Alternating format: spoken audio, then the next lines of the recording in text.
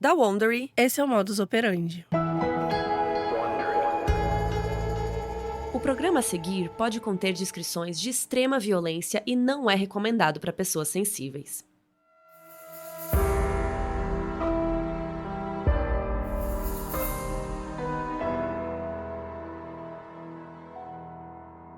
Um menino e uma menina cresceram na mesma comunidade Amish, criados num ambiente religioso e pacífico. Os dois se casaram jovens com a promessa de formarem uma família feliz. Mas conflitos e traições começaram a surgir. Eu sou a Mabê. Eu sou a Carol Moreira. E essa é a história de Eli e Barbara Weaver.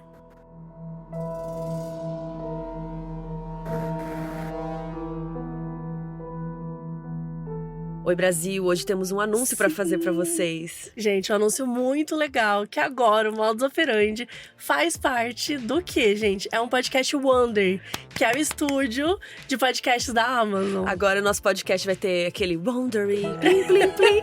Muito Sim. chique! E o que muda, Carol? Nada! Pra Nossa. vocês nada muda, tudo vai continuar isso aí. igual. Toda quinta-feira, episódio Exato. de manhã cedo pra vocês. Inclusive a Wonder quer soltar mais cedo ainda. Eles querem que assim, a galera vai ouvir bem cedinho, entendeu? Isso, então você pode continuar ouvindo no seu agregador de podcasts favorito, que nada vai mudar. A gente tá muito animada, muito feliz com esse novo momento. Então vamos começar aí agora oficialmente a terceira temporada do Modus Operandi. Bora.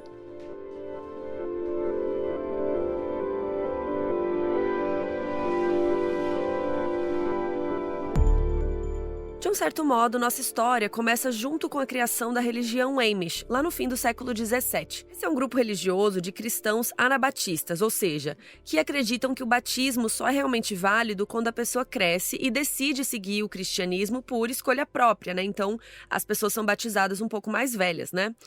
A gente vai dar uma resumida aqui, se alguém souber mais informações, quiser falar mais, entra lá no nosso site modusoperandipodcast.com para dar uma complementada, mas isso aqui é um resumo, né? Então, por volta de 1693, tinha um cara chamado Jacob Amann, que era suíço. Ele era um líder religioso do movimento menonita, que seguia essa ideia do anabatismo, né? Só que ele começou a achar que os menonitas estavam se afastando desse ideal e ele quis começar um movimento que resgatasse esse valor, e aí surgiram os Amish. O movimento foi inicialmente formado por suíços e alemães. E como rolavam muitos conflitos religiosos na Europa nessa época, os Amish decidiram migrar para os Estados Unidos no século XVIII. E eles se estabeleceram primeiro no estado da Pensilvânia. E aí eles foram criando suas próprias comunidades e aos poucos foram expandindo aí para o resto do país. Em 1809, eles chegaram em Ohio, que junto com a Pensilvânia são os estados que concentram a maior população Amish. São dois estados um do lado do outro, assim, mais pro lado leste do mapa. Um censo disponível no site World Population Review revela que em 2022 haviam 367 mil pessoas Amish nos Estados Unidos, sendo que 86 mil estavam na Pensilvânia e 81 mil em Ohio. Ao todo, eles estão em 32 estados, com números expressivos também em Indiana, Wisconsin, Nova York e também no Canadá, apesar de que num número bem menor do que nos Estados Unidos. Os Amish têm dois guias muito fortes para eles. O primeiro é a Bíblia e o segundo é o Wadnon, uma palavra que significa ordem em alemão. O Wadnang é um conjunto de regras não escritas que são passadas oralmente de geração para geração e estabelecem os principais costumes dos Amish. Essas regras dizem respeito principalmente ao estilo de vida que eles levam, que costuma replicar a vida de alguns séculos atrás, especialmente do século XVII a XIX. Tradicionalmente, eles vivem em comunidades isoladas, eles levam vidas rurais, têm pouco ou nenhuma receptividade à tecnologia, se locomovem em carroças e fazem pouco contato com o mundo exterior, só quando é realmente necessário. E detalhe, os homens não podem usar bigode. A gente tá falando meio entre aspas, gente, tradicionalmente, porque com o passar dos séculos, foram criando aí diferentes divisões dos Amish que podem ser mais conservadores ou progressistas em relação a esses costumes aí. Então, por exemplo, tem muita comunidade Amish hoje em dia que permite a pessoa ter celular, outras permitem só um telefone fixo em casa, então é o famoso vareia. Os Amish costumam estudar em escolas próprias. Eles cursam o equivalente do ensino fundamental até os 14, 15 anos, e depois disso eles não fazem ensino médio. Eles acham que esse nível de educação é o suficiente para eles continuarem vivendo ali na comunidade. E aí, os jovens são criados nos costumes Amish, né? E quando eles fazem 16 anos, eles passam por um ritual aí, um rito de passagem que se chama Homespringa, que é um rito de passagem para eles decidirem se eles querem ficar na religião ou não. Então, aos 16 anos, eles começam a ter liberdade para interagir com o mundo exterior. Então, aí você pode sair da comunidade, fazer amigos lá fora, usar tecnologia, viver a vida do mundo externo. E esse período do Homespringa pode ir até os seus 20 e poucos anos, e aí você tem esse tempo para decidir se você quer voltar, né, sendo Amish, ou se você quer ficar no mundo exterior. Se você quiser ficar no mundo Amish, aí você é batizado, porque foi uma escolha que você fez, né? Você foi lá fora, no mundo externo, viu e quis voltar. E aí você se casa e vive a vida lá na comunidade. Os Amish, inclusive, consideram o casamento uma das coisas mais importantes na vida de uma pessoa, e para eles o divórcio é considerado um pecado e completamente proibido. E se você não quiser seguir o estilo Amish, se quiser viver no mundo externo, entre aspas, você é completamente livre para ir, mas você não pode mais voltar para a comunidade. Você não pode visitar a família, nem nada disso, você fica por conta própria. Então é aquela coisa, né? Você tá livre, mas nunca mais volta, você não pode nunca mais nos ver. Enfim, várias fontes da nossa pesquisa apontaram que 85 a 90% dos jovens continuam nas comunidades. Esse dado está inclusive na nossa maior fonte para o episódio, que é o livro A Killing Amish Country, do Greg Olsen e da Rebecca Morris. Uma coisa que fala no livro é que muitos dos jovens que decidem ir embora são LGBTs, porque lá na comunidade você tem que seguir os padrões de relacionamento heteronormativo. E tem também mulheres que não se identificam com o estilo de vida, porque lá eles seguem a ideia de que o marido trabalha, a esposa cuida do lar e das crianças.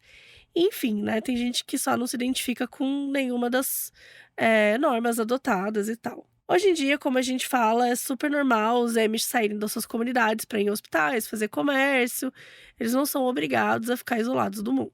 E é uma opção deles viver, assim, o mais próximo de uma vida mais simples, né? Uma vida equivalente a uns séculos atrás. Então, no que é possível, eles vão seguindo. Então, também depende muito da comunidade, né? Tem algumas que são mais abertas, com sair para passear fora, né? Outras menos. Inclusive, uma curiosidade é que é super de boa turistas irem visitar as comunidades. E uma coisa também importante é que os Amish não têm costume de tirar fotos, até porque a maioria deles não tem câmera, não tem celular. Mas os turistas, quando vão lá, podem tirar foto das pessoas, tirar foto com eles e tudo mais. Enfim, a comunidade Amish foi muito popularizada até no cinema, principalmente no filme A Testemunha, de 85, protagonizado pelo Harrison Ford. Ele faz um policial que precisa proteger um menininho Amish que testemunha um assassinato, e também a mãe dele, que é a viúva. O filme retrata bastante vários costumes dos Amish e acabou introduzindo essas comunidades para um grande público, né, principalmente de outros países que não têm essa religião. No momento que a gente está gravando, caso você queira assistir, o filme está disponível para aluguel digital na Microsoft, chama A Testemunha. Os Amish têm várias divisões e uma delas é a Old Order, que é considerada uma das mais progressistas. Em 1952, um cara chamado Andy Weaver liderou um grupo de Amish para se separar da Old Order e criar um outro grupo, o grupo Andy Weaver. Gente, sério, é tipo eu sair do modus operandi e criar o modus Mabê. Não, é uma bêbona fé, Uma você pode bêbona fé, exatamente. Enfim, e aí eles criaram essa ordem aí que é mais conservadora, porque eles estavam achando que a Old Order estava cedendo demais para os avanços tecnológicos. E foi numa comunidade desse grupo Andy Weaver que ocorreu o nosso caso de hoje. A comunidade Apple Creek Township, no condado de Wayne, em Ohio.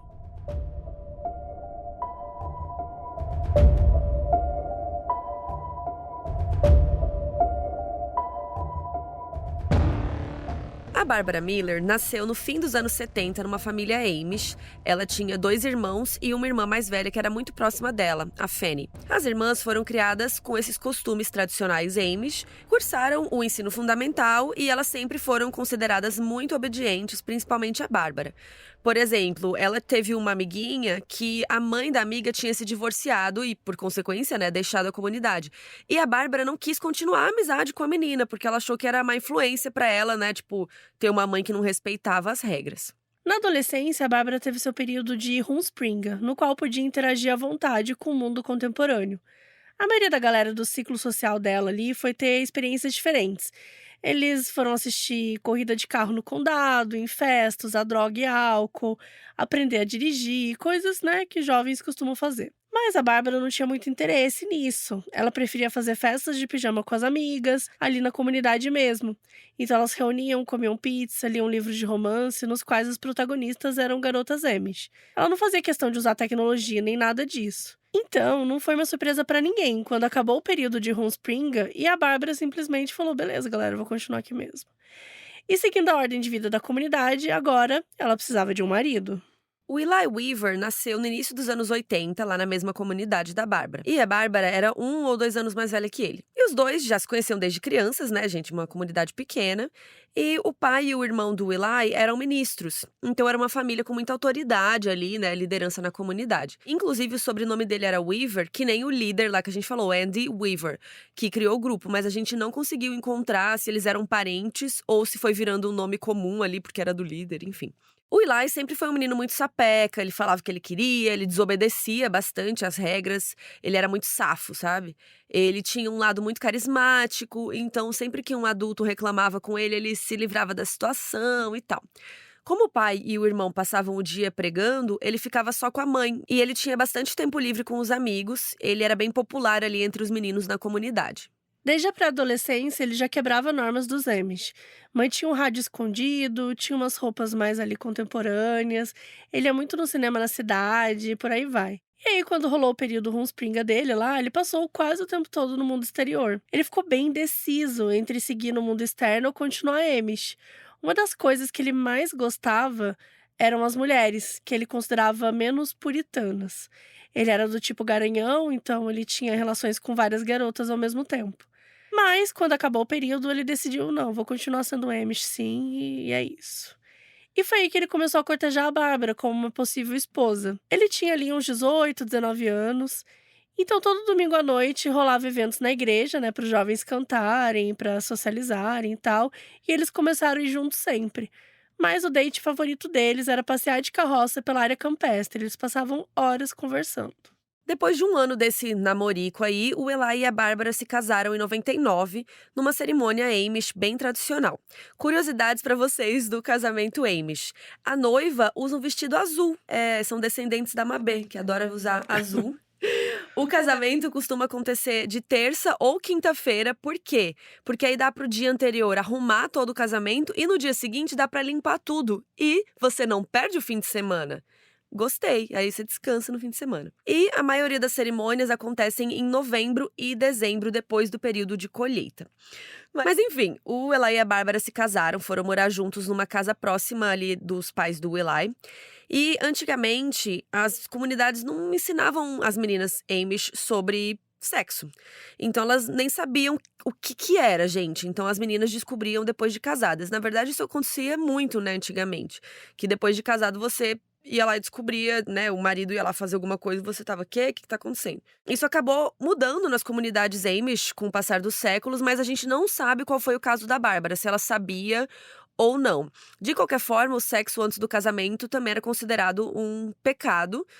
Pecado que o Eli já tinha cometido aí inúmeras vezes, né, no mundo exterior, mas claro que a Bárbara não sabia disso. O fato é que, uma vez casados, a expectativa era de terem filhos o mais rápido possível, e assim foi feito. Entre 2000 e 2007, o Eli e a Bárbara tiveram 5 filhos. O casal seguia um estilo de vida tradicional. O Eli trabalhava e a Bárbara cuidava dos filhos e das tarefas domésticas.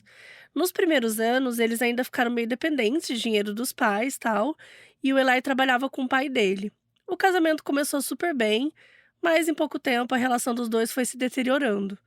O Eli era muito agressivo e negligente com a Bárbara. Ele não tinha paciência, não queria conversar com ela e ignorava todas as reclamações. E as coisas pioraram quando ele começou a pedir pra eles fazerem algumas coisas na hora de transar, tipo sexo oral, que era uma coisa que a Bárbara não queria e ela se recusou. E ele começou a ficar muito bravo com isso e começou a tratá-la mal por conta disso. E a Bárbara contou isso pra irmã Fanny. E pelo jeito que ela descrevia tudo, a Fanny começou a desconfiar que a relação deles não era consensual. A Bárbara nunca chegou a falar isso, né, com todas as palavras, mas a Fanny achou meio subentendido que o Eli estava obrigando ela a várias coisas que ela não se sentia confortável. Todo mundo que conhecia o Eli falava que ele tinha uma relação muito forte com o sexo, né? Ele era aquele cara que ficava só falando disso e ele sempre queria testar várias coisas novas, assim, e a Bárbara não tinha interesse. E, eventualmente, ele começou a traí-la com mulheres do mundo exterior, que não eram Amish, né? Ele passava várias noites fora, ele dizia que ele ia pescar com os amigos, e aí ele ia pra cidade ter várias experiências sexuais ali com várias mulheres. E aos poucos, o Eli acabou se tornando violento fisicamente. Ele agarrava a Bárbara com força, empurrava ela quando ele estava zangado, às vezes até na frente dos filhos. Ele nunca chegou a agredir as crianças, mas a Bárbara considerava ele muito negligente com elas. Chegou ao ponto que em 2006 ele fez algo que a Bárbara não imaginava. O Eli largou dela, foi embora de casa e passou a morar com uma amante no mundo externo.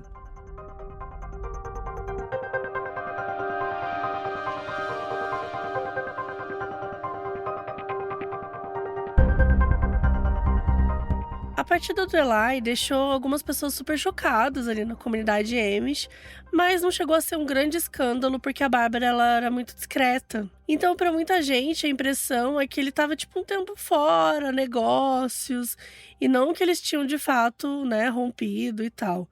E assim, não rolou nenhum divórcio oficialmente, né? Então, qualquer desavença entre eles era mais na parte da especulação. A Bárbara pegou os filhos, se mudou para uma casa bem próxima da irmã dela, a Fanny, e a Fanny tinha 4 filhos também. Então, juntando com os da Bárbara, eram ali ao todo 9 crianças.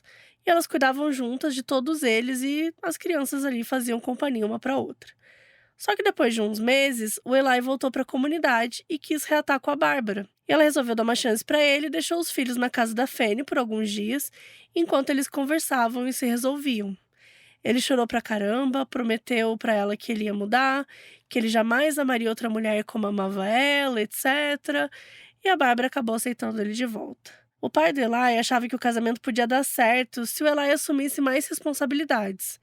Ele achava o filho muito meninão ainda, que estava na hora dele virar um homem. Então, comprou um espaço para Eli começar uma loja própria e conquistar o seu dinheiro. A loja se chamava Maysville Outfitters e vendia produtos de pesca e caça, que eram os interesses do Eli. O negócio até que dava lucro, mas o Eli não sabia administrar o dinheiro, se embananou todo. Por exemplo, ele queria dar uma experiência personalizada para os clientes, então ele criou uma revista de pesca para dar de cortesia. Até aí tudo bem, legal, bacana. Só que para fazer isso, ele decidiu comprar uma gráfica, só para imprimir uma revista.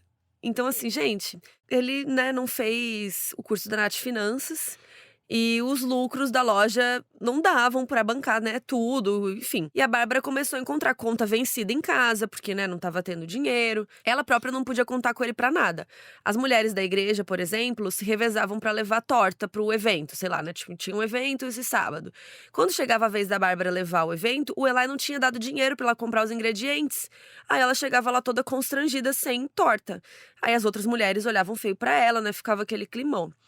E claro, o Eli tinha dito que ia mudar com ela, né, tudo aquilo, mas, né, não mudou. Ele continuou traindo ela o tempo todo e ele nem escondia mais, sabe? Uma vez, gente, encontraram ele e uma mulher lá na loja dele, transando lá nas preliminares já, gente. Chegou um momento que ele jogava na cara da Bárbara, que ele falava com várias mulheres e que elas faziam tudo que ele queria na cama, aquela coisa. E a Bárbara, obviamente, não estava satisfeita com essa relação e aos poucos começou a pensar na possibilidade de divórcio, né? Mas lembrando que era errado. Então ela começou a conversar com o conselheiro da igreja, pedir dicas para ele de como salvar o casamento. E o conselheiro sugeriu que ela escrevesse num diário como forma de desabafar. Então ela começou a escrever sobre as brigas com Eli, anotar os horários que ele saía, que ele voltava para casa, e até as desculpas que ele dava para fingir que não estava traindo ela. Mas, gente, esse conselheiro, ai, me ajuda a salvar meu casamento. Escreve um diário aí. O que isso tá ajudando? Assim, não que eu queria que ela ficasse com ele, mas Exato. que ajuda é essa, moço? Enquanto isso, Eli continuava ali ter contato com o mundão exterior, até porque vários dos clientes dele eram de lá. Ele começou a conhecer mais sobre tecnologia e até conseguiu um celular. E ele conheceu as salas de bate-papo virtual e ele achou que isso podia ser muito útil na vida sexual dele. Ele criou um perfil chamado Amish Stud, que seria Garanhão Amish. E toda a persona online dele era nesse sentido. A bio dele era: quem aí tem fetiche num cara Amish? E sempre postava fotos sexualizadas dele, junto com elementos religiosos. ou das roupas que ele usava. E aí umas mulheres responderam, tal, entravam em contato e ele teve vários dates aí por conta dessas salas. E muitos dos affairs que ele tinha eram passageiros, coisa de 1 ou 2 encontros, mas foi fora da sala de bate-papo que ele conheceu uma outra mulher, que se tornou uma personagem muito importante para essa história. Coincidentemente, o nome dela também era Bárbara.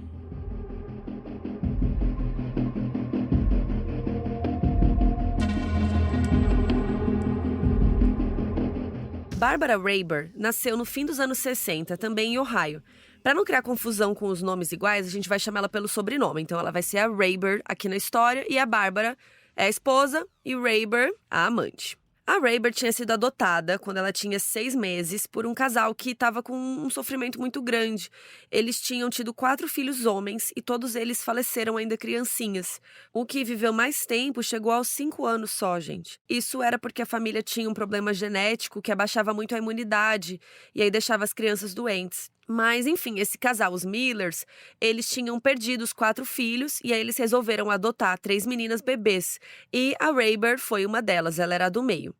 E eles eram um casal Amish da Nova Ordem, que era bem mais liberal com os costumes. No livro que a gente está usando aqui de base, que a gente citou, fala que os Millers nunca lidaram muito bem com a perda dos filhos biológicos, então eles descontavam muita frustração nas filhas adotivas. Os vizinhos reparavam que o casal era muito reativo com as meninas, que eles não tinham paciência para lidar com elas. Mas, ao mesmo tempo, eles eram muito rígidos e vigilantes. Uma coisa que fala muito da Rayber quando criança é que ela mentia o tempo todo, ela aumentava as histórias e criava detalhes que não faziam sentido. Todo mundo que conhecia ela reparava nisso. A Rayber viveu com os Amish até os 22 anos, quando ela decidiu oficialmente sair da comunidade. No livro, é dito que o que ela mais queria era liberdade, algo que ela não sentia na comunidade nem com os pais. E ela acabou se casando com um cara chamado Ed Rayber, e daí que veio o sobrenome dela. Eles tiveram 3 filhos. O Ed era membro da igreja conservadora menonita. No início do episódio, a gente explicou que os menonitas e os Amish são meio primos. Entre aspas aí, ambos vieram dos cristãos anabatistas. Então, em termos de crenças, eles compartilham muitas coisas, né? Mas os menonitas tendem ali a viver em mais contato com a sociedade externa do que os Amish. Então era bem comum quando um jovem Amish saía da comunidade e se tornava menonita, porque daí ele tinha meio que o melhor dos 2 mundos, assim, ele mantinha as crenças religiosas, mas ele estava morando ali fora, né, da comunidade. A Rayber era considerada uma pessoa meio aérea, assim, que se atrapalhava com as coisas, deixava as coisas desarrumadas, esquecia de compromisso. Principalmente com os filhos, tipo, ela tinha que resolver uma coisa das crianças, buscar em algum lugar, ela esquecia, se atrapalhava toda. Ela trabalhava como taxista e ela fazia muito job por fora com homens Amish, tipo, o cara precisava ir na cidade, que era mais longe, pra fazer um negócio e tal, então ele combinava um valor ali com a Rayber e ela levava. E foi assim que ela e o Eli se conheceram, porque ele e os amigos tinham excursões de pesca e a Rayber se tornou a pessoa que levava eles. E aí, em 2009, né, que é o período da história que a gente tá, o Eli estava com 29 anos e a Rayber com 39. E aí eles passavam muito tempo juntos nas viagens e foram percebendo que eles tinham coisas em comum. Os 2 se consideravam pessoas livres, queriam curtir a vida sem obrigações, né? Não queria ficar ali cuidando de família, nada dessas coisas. E por ela ter tido criação Amish, né? Ela foi criada Amish, mas não era mais. Ele achava que a Rayber entendia ele, sabe? Ela entendia ele melhor que as mulheres do mundo externo. E muito rápido eles começaram a ter um caso. E era meio de conhecimento geral, menos dos cônjuges deles. Uma vez, inclusive, o Eli fez um trabalho com o marido dela, com o Ed, e ele e a Rayber toda hora davam uma fugidinha pro canto pra se pegar tal, e o Ed nem imaginava. Mas os amigos do Eli todos sabiam, principalmente os que iam ali nas viagens de pesca. Eles julgavam muito, mas não por quererem que o Eli fosse fiel, e sim porque eles achavam que a Bárbara era bem mais bonita e graciosa que a Rayber. Ou seja, se a amante fosse mais bonita na visão dos amigos, estava tudo certo. Mas o caso continuou. E a Rayber sempre dava ali algum dispositivo eletrônico para Eli para eles facilitar ali, para eles manterem contato. E é importante a gente ressaltar que não é dos casos que os 2 estavam completamente apaixonados um pelo outro. A Rayber gostava muito do Eli, mas ele estava ali de boa, ele inclusive se relacionava com várias outras mulheres, então assim, ele não estava querendo largar a Bárbara para ficar com ela. Mas, de qualquer modo, ele desabafava muito com a Rayber, tinha ela como um porto seguro emocional, principalmente quando ele e a Bárbara brigavam. E aí, com o tempo, ele foi cada vez mais contando pra Rayber que, assim, ele não queria mais estar com a Bárbara. Ele queria ela fora da vida dele, de um jeito ou de outro.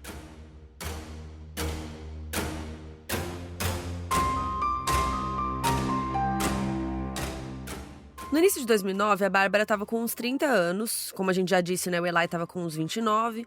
Eles já estavam casados há mais de 9 anos e tudo indicava que eles não iriam chegar no 10º. Eles brigavam o tempo todo, a Bárbara já não sentia que ele ia mudar e cada vez mais considerava a ideia do divórcio. Enquanto ela desabafava no diário, o Eli desabafava com a Rayber. Ele tinha um plano criminoso em mente, e a Rayber parecia ser a primeira pessoa disposta a aplicá-lo. Ao longo do ano anterior, ele tinha se envolvido com várias mulheres e, gente, para todas, ele tinha dito que queria a esposa morta, que ele não sabia mais o que fazer, que ele só teria paz quando ela morresse. Ele tinha meio que ficado sugerindo para as amantes que atentassem contra a vida da Bárbara, mas nenhuma delas estava topando. Mas aí ele começou a tentar com a Rayber e aos poucos ela foi conversando com ele sobre isso. Ela não planejava abandonar o marido, mas achava que se a Bárbara morresse, pelo menos ela ia conseguir ver o Eli com mais facilidade, tipo, poderia ir na casa dele, fazer tudo lá sem ter que ser tão escondido, enfim. Então, os dois começaram a falar sobre como eles podiam matar a Bárbara. De início, a Rayber sugeriu envenenamento com algum produto usado em animais ou alguma coisa do tipo. Só que o Eli não gostou, porque ele achou que ia ser uma morte muito lenta, ele queria que fosse mais rápido. Não pra Bárbara sofrer menos, e sim porque ele estava tratando o assassinato como que assim, é algo que assim não vale nem a pena perder tempo, sabe? Que tem que ser uma coisa muito rápida pra resolver o problema dele logo. E daí ele sugeriu que a Rayber colocasse fogo na casa deles. E daí ele ficaria fora, né, ali naquela hora e colocava fogo na casa deles. Daí a Rayber falou: "Tá, mas isso vai matar teus filhos também". E foi aí que o Eli lembrou dos filhos dele. "Vocês estão sentados?" Ele disse que tudo bem, porque os filhos eram boas crianças, então se morressem, iriam para o céu. Olha, não sei nem o que dizer. Depois de muitas ideias, de semanas de conversa, os dois decidiram que a Rayber atiraria na Bárbara com um revólver. A Rayber queria cometer o crime porque era mais difícil dela ser considerada suspeita. Como o Eli era marido, provavelmente ele ia ser ali o primeiro suspeito. Então por isso que eles definiram que ela que tinha que cometer o crime. Eles consideraram essa opção de atirar a mais prática e rápida e começaram os preparativos. No dia 31 de maio foi aniversário do filho mais velho da Bárbara e do Eli, que era o Harley. Ele fez 9 anos e para comemorar toda a família foi para casa da tia Fanny, né, a irmã da Bárbara. E foi um dia super legal, todo mundo se divertiu. Até o Eli ficou mais na dele, não brigou com ninguém. Na hora de voltar para casa rolou uma mistureba aí dos filhos. Um dos filhos da Bárbara ficou lá com os 2 primos, enquanto 2 primas meninas foram para casa da Bárbara para dormir lá. Então, no dia 1º de junho, a Bárbara estava cuidando de 6 crianças, 4 dos filhos dela e 2 sobrinhas, né? E aí foi tudo tranquilo, as crianças brincaram muito e quando chegou a noite, estava todo mundo cansado.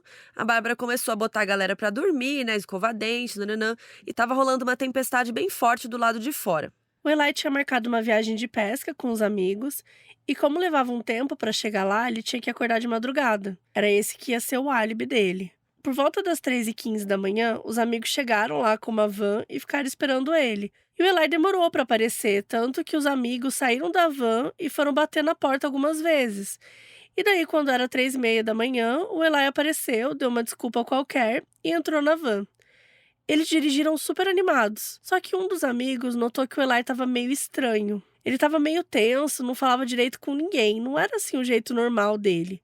E ele só olhava o telefone dele. E o que ele estava fazendo, na verdade, era trocar mensagem com a Rayber, que nesse horário estava indo para casa dele. E a Rayber tinha pegado um revólver do armário de armas do marido. Os dois tinham o hábito de caçar de vez em quando, então ela sabia usar bem uma arma. Ela foi para casa dos Weaver e chegou lá por volta de umas 4h30. Ela estacionou um pouco longe atrás do celeiro e foi andando pelo campo para ninguém ver o carro, anotar placa, nada. O Eli tinha deixado a porta do porão aberta e foi por ali que ela entrou. Tava bem escuro, mas ela conseguiu andar ali e chegou silenciosamente no quarto de casal. A Bárbara estava dormindo e quando a Rayber deu um tiro certeiro no peito dela, a Bárbara morreu na hora. E em questão de pouquíssimos minutos, a Rayber foi embora. Quem estava no cômodo ao lado dormindo era o Harley, o filho mais velho. Ele acordou com um barulho estranho, se assustou, mas ainda estava rolando a tempestade lá fora, então ele imaginou que era o som de um trovão. Ele voltou a dormir, sem fazer ideia de que a sua mãe estava morta no quarto do lado.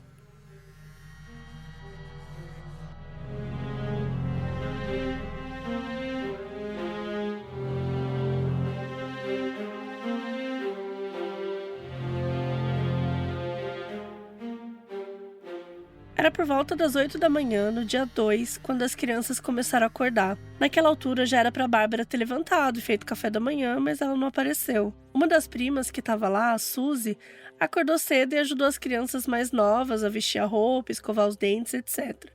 E ela disse para não irem acordar a Bárbara. Mas aí os novinhos começaram a chorar, com fome, pedindo café, então não teve opção, e a Suzy abriu o quarto para chamar a tia. Quando ele entrou lá, estava a Bárbara morta, com sangue por todo lado. Assustada, a Suzy foi primeiro chamar o Harley. Ele viu o corpo da mãe e ele levou um choque. Imediatamente, ele lembrou do barulho que tinha ouvido de madrugada. As outras crianças perceberam uma movimentação no quarto e foram para lá também, até ficarem todas as 6. Umas choravam, outras tentavam acordar a Bárbara, mas nada adiantava. Os lábios dela já estavam num tom azul e a pele bem pálida. O Harley, com seus 9 anos, se sentiu responsável por todo mundo, por ser o mais velho.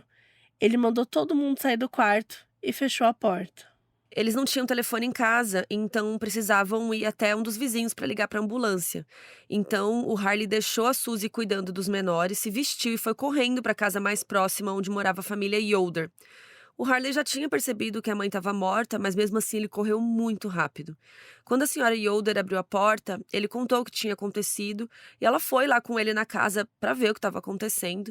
Ela entrou no quarto, viu realmente, que a Bárbara estava lá desfalecida, voltou para casa e ligou para a ambulância. Lembram que um dos filhos da Bárbara tinha ficado lá na casa da tia Fanny? Então a Fanny estava indo lá levá-lo de volta quando viu uma ambulância parada na frente da casa. Tinha um monte de gente em volta e contaram para ela que a Bárbara tinha levado um tiro e que as crianças estavam na casa da vizinha.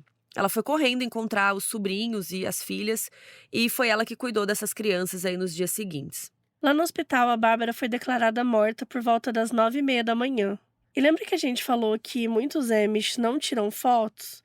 Então, as únicas fotos que já foram tiradas da Bárbara são dela já sem vida, para constar nos documentos da autópsia. Então, não existem fotos dela viva. Enquanto isso, o Eli estava lá na viagem de pesca com os amigos. Eles tinham chegado às 6 da manhã. Eles estavam lá de boa quando um dos amigos recebeu uma ligação do Sr. Yoder, dizendo que precisava falar com Eli imediatamente. O amigo entregou o telefone e o vizinho contou para Eli que a sua esposa tinha morrido e os filhos estavam na casa dele. E daí ele respondeu que ia passar o telefone para outra pessoa e deu na mão de algum amigo. Tipo, hã? O Sr. Yoder explicou que a polícia tinha aparecido e que estava procurando o pai das crianças. Então o grupo resolveu voltar para casa. Durante a maior parte da viagem, o Eli ficou quieto. E quando o Sr. Yoder precisava de alguma informação nova, ele tinha que ligar para alguns dos amigos, e aí eles passavam por Eli. Por muito tempo, o Eli fazia um barulho parecendo de choro, mas ninguém via nenhuma lágrima caindo. Logo após a morte da Bárbara, as autoridades foram acionadas. A delegacia responsável pelo caso foi a do condado de Wayne, onde ficava a comunidade. 2 policiais foram enviados, o detetive John Shurry e o sargento Kurt Garrison. A primeira coisa que eles fizeram foi olhar a cena do crime e recolher ali, evidências, incluindo amostras de DNA. De início, o detetive Shurry ficou curioso, querendo saber onde estava o viúvo, o pai das crianças, e avisaram que o Eli estava numa viagem de pesca, que ele ia demorar um pouco para chegar.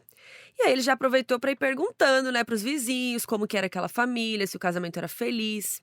E a senhora Yoder foi sincera, ela disse que eles brigavam muito, que o Eli tinha fama de problemático, que ela tinha medo dele. E aí foram falar com a Fanny. E ela falou tudo, gente. Ela falou que o Eli era péssimo e que acreditava piamente que ele tinha sido responsável pelo crime. Ainda falou que a Bárbara tinha um diário, então dava para ler e saber tudo da relação deles por lá. Isso tudo no mesmo dia do crime. Tanto é que quando o Eli ainda estava voltando, os policiais já ligaram para um dos amigos e falaram para levar ele direto para a delegacia. O Eli chegou à tarde na delegacia e foi interrogado pelos detetives. A primeira coisa que o detetive Shuri percebeu era que ele não estava demonstrando muita emoção. O detetive achou que ele estava tentando fazer um papel de racional, de uma pessoa que entende que está sendo tratada como suspeita, mas que mantém a compostura para não gerar mais desconfiança. O interrogatório começou com perguntas sobre o dia anterior, se eles tinham brigado, algo diferente tinha acontecido e tal. O Eli disse que não. Ele disse que a última vez que ele tinha falado com a Bárbara tinha sido de noite, quando ela ajudou ele a separar algumas roupas para a viagem de pesca. Ele contou que saiu pela porta do porão e que talvez tenha deixado aberta sem querer, assim, mas que não lembrava. E que talvez alguém pudesse ter entrado por lá. E aí o detetive começou a perguntar sobre os casinhos dele, que tinha falado com muita gente, todo mundo dizia que ele traía a Bárbara. E ele começou dizendo que ele só teve caso com uma mulher e que a Bárbara sabia que perdoou ele. Mas depois ele acabou admitindo um segundo caso com a Rayber e explicou que eles estavam sempre juntos porque ela dirigia para ele e que acabou acontecendo. Mas que eles tinham terminado o caso em janeiro, lembrando que a gente tá em junho aqui, e que a Bárbara era a única pessoa que ele queria ficar. E o Eli foi liberado porque não tinha nada concreto que o ligasse ao crime, mas ficaram de olho nele. Deixaram ele ver os filhos um pouquinho, mas as crianças continuaram sob os cuidados da tia Fanny e do marido, né? Os detetives pediram o número de celular do Eli, mas ele mentiu dizendo que não tinha, não. O próximo passo foi, então, interrogar os amigos da viagem de pesca. E todos falaram que ele estava agindo meio estranho, que ele parecia meio aéreo. Teve um que contou que, durante uma parada, o Eli tinha ido para o banheiro e ficou um tempão lá. Parecia que ele estava fazendo uma ligação secreta pelo telefone. No dia seguinte, o detetive Shuri ligou para Rayber e pediu para conversar com ela. E a primeira coisa que ela perguntou foi se ela estava sendo considerada suspeita, mas ele disse que torcia que não.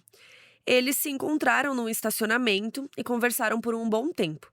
A Rayber contou toda a história de vida dela pro detetive e tal, mas o que ele queria saber era da relação dela com o Eli, né? E ela contou que o caso rolava há muito tempo e que ela sentia que era a pessoa melhor que entendia ele. E o detetive notou uma inconsistência, né? Porque o Eli falou que eles não se relacionavam desde janeiro, mas segundo a Rayber, né, a última vez que eles tinham transado fazia uns dias ali, tinha sido em maio. E aí a Rayber falou que não sabia se a Bárbara tinha conhecimento do caso deles, mas que o Eli estava muito frustrado com o casamento. E que ela, Rayber, que estava fazendo o papel ali de cuidar dele. Falou também que o marido dela desconfiava do caso, mas não tinha como provar. O detetive perguntou se o Eli planejava deixar a Bárbara. E a Rayber disse que ele queria sim, mas não só por causa dela, e sim porque ele odiava o estilo de vida Amish. Contou que descobriu sobre o crime logo no dia, como todo mundo, e que ela ficou super chocada. E daí ele perguntou qual foi a última vez que ela e o Eli se viram, e ela falou que logo depois do crime, que ela tinha visto ele ali por alguns minutos para consolá-lo. O detetive então saiu da conversa com uma única certeza: nem o Eli e nem a Rayber eram confiáveis.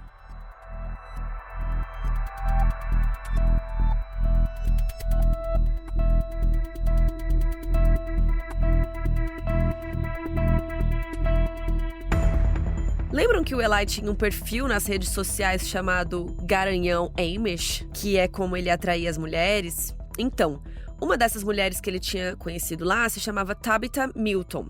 Quando eles começaram a conversar, a intenção era sexual. A Tabitha era casada e estava frustrada lá no relacionamento dela, né, assim como ele, mas acabou que nunca deu certo porque ela não conseguiu se envolver com um cara casado. Só que ela e o Eli ficaram meio que nessa amizade colorida e eles se falavam toda hora online. Quando o Eli saía da comunidade, né, ia lá na cidade, os dois saíam para beber, batiam papo, mas fisicamente, assim, nunca tinha rolado nada. A Tabitha era uma pessoa muito solitária e ela acabou considerando o Eli o melhor amigo dela. Inclusive, ela e a Rayber sabiam da existência uma da outra já. Então, eles já estavam amigos há um bom tempo, no início de 2009, né, quando a gente tá na história. E o Eli tinha começado a sondar a Tabitha também, né, como a gente contou. Ele tava falando pra todo mundo quem quer matar a Bárbara, né? Então, ele ficava brincando, assim, com a Tabitha fazia haha, né? Mas como ele tava falando muito disso, ela foi ignorando esse assunto. Então, quando ele mandava mensagem sobre isso, ela, cortava, dava uma ignorada. Passaram uns meses e aí chegou o fatídico junho de 2009, quando a Bárbara morreu. A Tabitha soube da morte alguns dias depois, por uma ligação da própria Rayber, que falou que tinha acontecido algo terrível e que o Eli precisava de apoio. E quando a Tabitha soube, ela pensou que tinha que ser coincidência, né? O Eli nunca ia fazer isso, era uma brincadeira quando ele falava. Só que, gente, que tipo de brincadeira é essa, sabe? Tipo, É, não é engraçado, sabe? que Assim, não tem nem. brincadeira. Tipo, sei lá, não faz sentido. Enfim. De qualquer modo, os detetives foram atrás dela pra conversar e de início a Tabitha ficou meio que defendendo o Eli. Falou que tinha sido alguma outra pessoa, assim, que, né, não deveria ter sido ele. Mas conforme os dias foram passando, ela foi se tocando de algo estranho. Quando a Rayber tinha ligado pra ela pra falar da morte, ela falou o tipo da arma usada, uma 410 bore, que aqui no Brasil as pessoas chamam de calibre 36.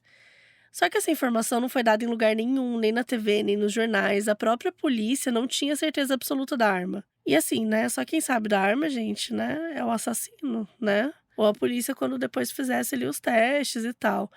Mas por que que a Rayber sabia, né? Curioso. E foi aí que a Tabitha juntou A mais B e decidiu ligar para os detetives de novo.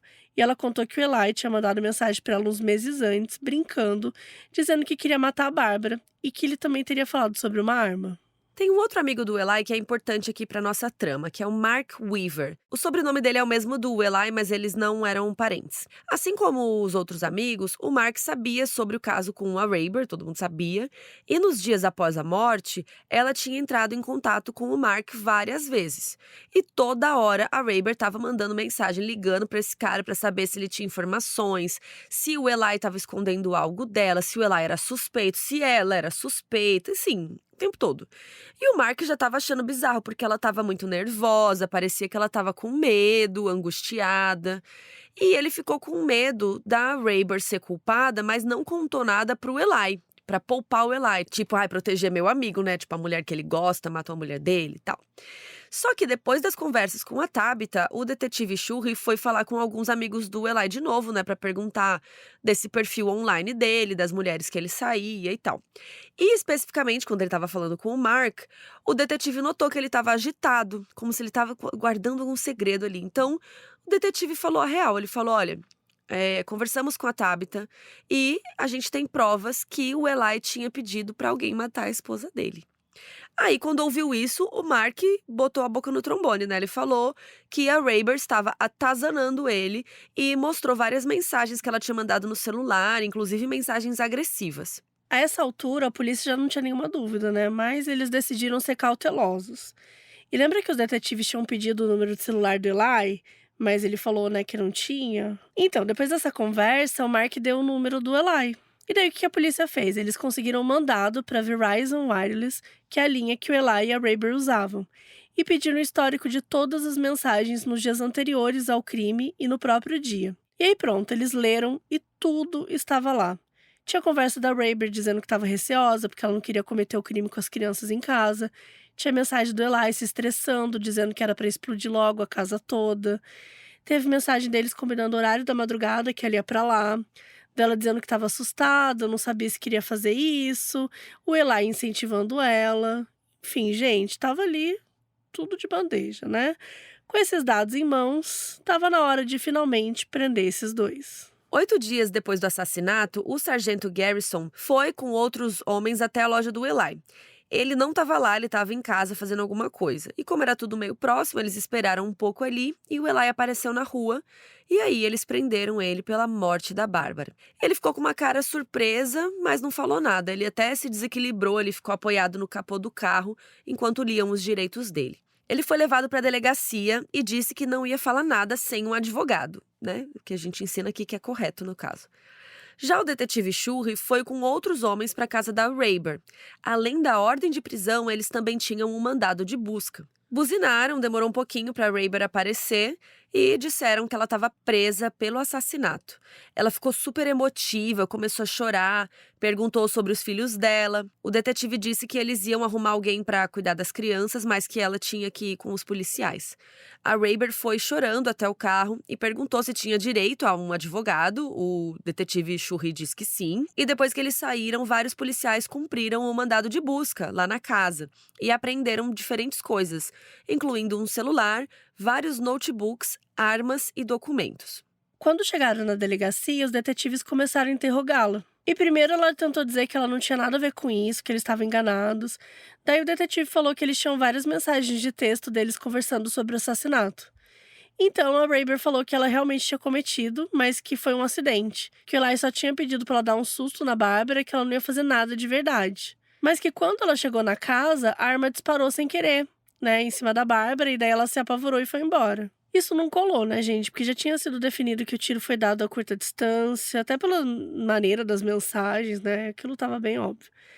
E daí a Rayber começou a jogar tudo nas costas do Eli. Ela disse que ele manipulou ela, que ela tinha medo dele, então ela fez o que ele mandou, que também não parecia verdade. No fim, o detetive Shuri viu que ela não ia render tanto e encaminhou ela para a cela. A Rayber e o Eli se viram de longe na delegacia, mas eles não puderam conversar, eles ficaram em áreas diferentes. Não tinha mais para onde fugir.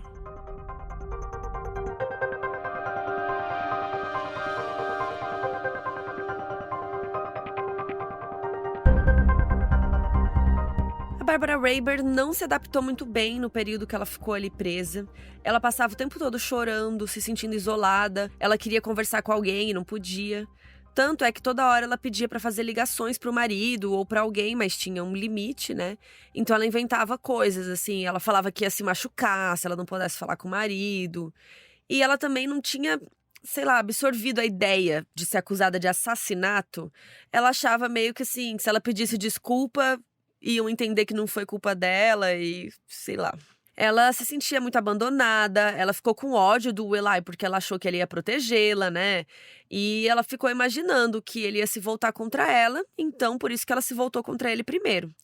A Rayber ligou pro marido, pro Ed, e disse pra ele mentir no depoimento, dizer que naquela noite ela tinha passado o tempo todo em casa, e ele mentiu mesmo. Ele foi conversar com os detetives e perguntaram se ele acreditava que a Rayber, né, era capaz de cometer esse crime. Ele disse que não. E ele contou meio que a verdade sobre aquela noite, que ele tinha ido dormir às 23 horas e ela estava lá, e que ele acordou às 5h30 e ela estava lá. Ele não inventou que, ele viu ela no meio da noite, né, tipo, ficou meio assim. Por fim, perguntaram se ele sabia do caso dela com o Eli e ele falou que não, que ele ficou sabendo depois da prisão. Ele falou que ele estava muito magoado, mas que a Rayber era humana, que, né, humanos erram, e que ele ia continuar com ela em todos os momentos. Enquanto a Rayber estava bem reativa a tudo que rolava, o Eli estava silencioso. Ele ficava o dia todo na cela, quieto, não tinha vontade de falar com ninguém, não fazia quase nenhuma ligação. Ele queria passar uma visão de cara calmo, controlado, porque a fama dele, ali na vizinhança, né, era de esquentado.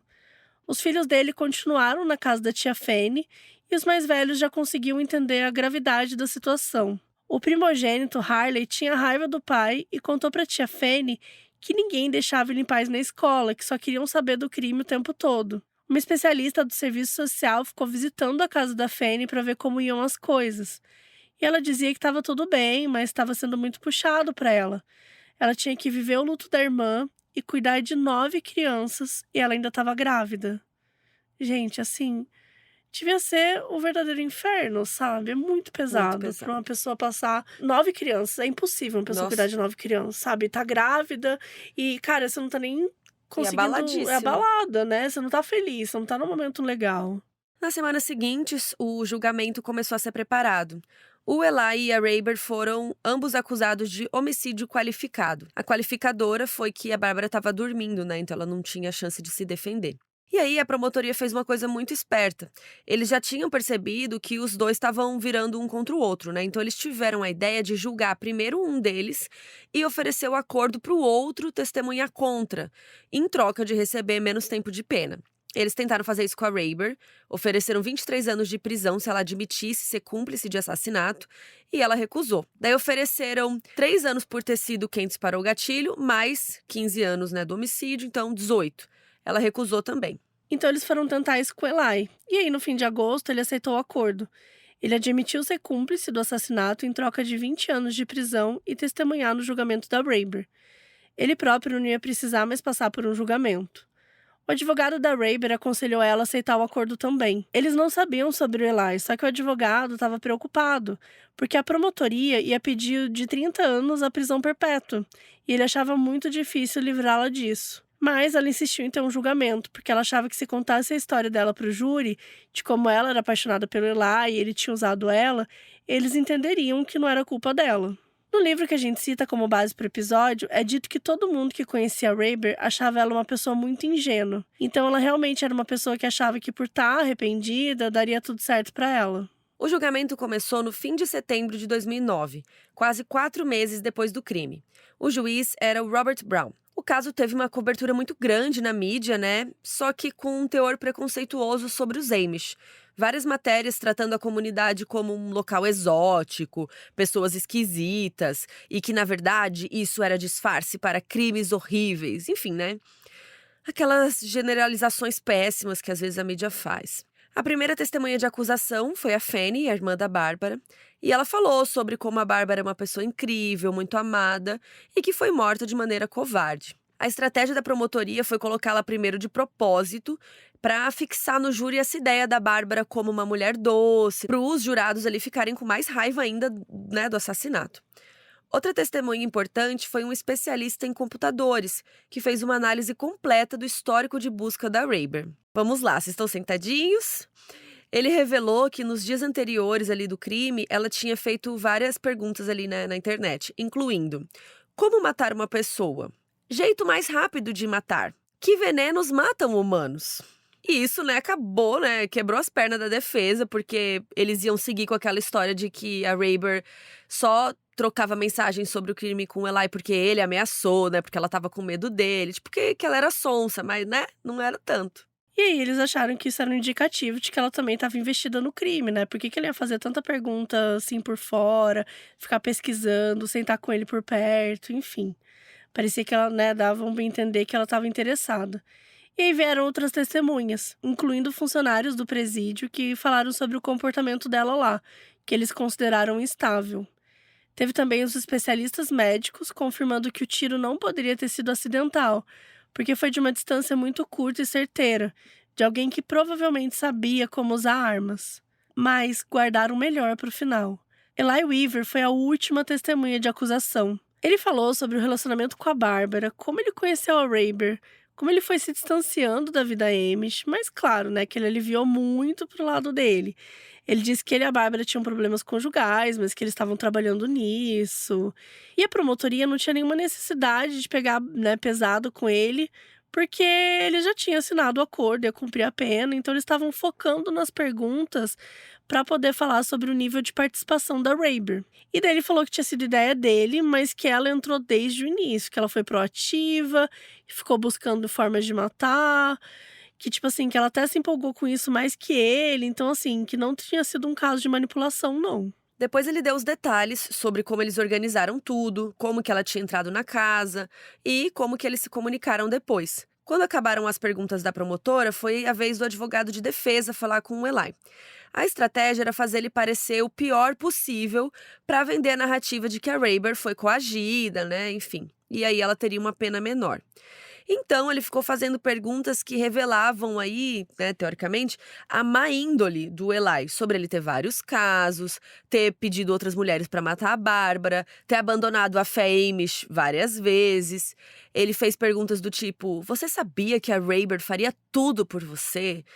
Coisas assim para fazer o Eli admitir que ele sabia que ele tinha um controle sobre ela, enfim. E aí, depois das declarações finais dos dois lados, os jurados foram deliberar e retornaram com a resposta. A Rayber foi considerada culpada de homicídio qualificado. A promotoria tinha pedido de 30 anos a prisão perpétua. A gente já explicou aqui, que algumas penas são meio assim, depois dos 30 anos daí veria o que faz. Mas o juiz Brown sentenciou ela a 23 anos. Ele falou que ela era responsável, sim, que sem a participação dela, a Bárbara ainda estaria viva, mas disse que ela e o Eli eram partes iguais do crime, então que o justo era eles terem uma pena parecida. Então a Bárbara Rayber saiu do tribunal já presa, chorando e gritando que não era culpada.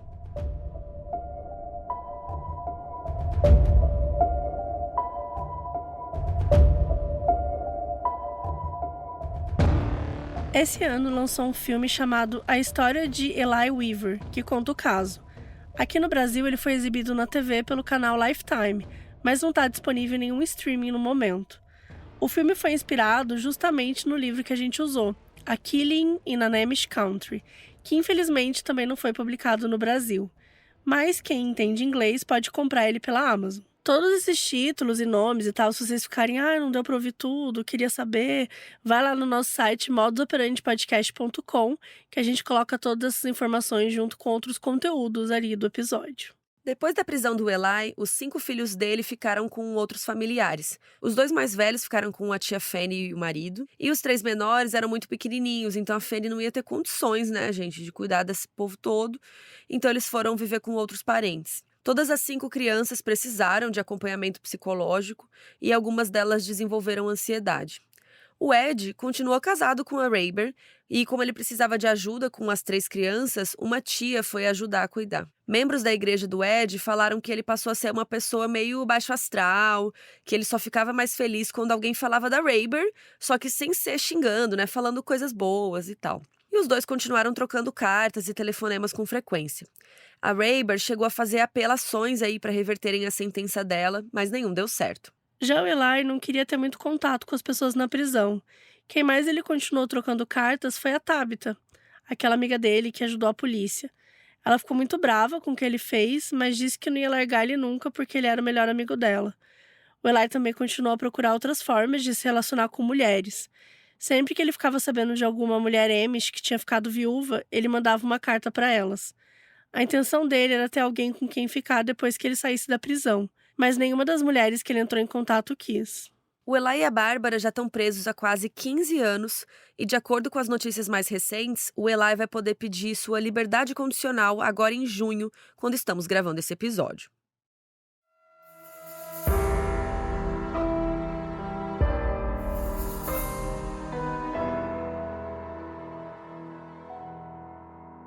Da Wonder, esse foi o Modus Operandi. Produção e apresentação, Carol Moreira e Mabê Bonafé. Roteiros, Bárbara Demerov, Carol Moreira, Luiz Leite, Mabê Bonafé e Paloma Fontes. Edição, Nathalie Martins. Produção, Bruna Vilela. Trilha de abertura, Leandro Neco. Identidade visual, Felipe Banjo.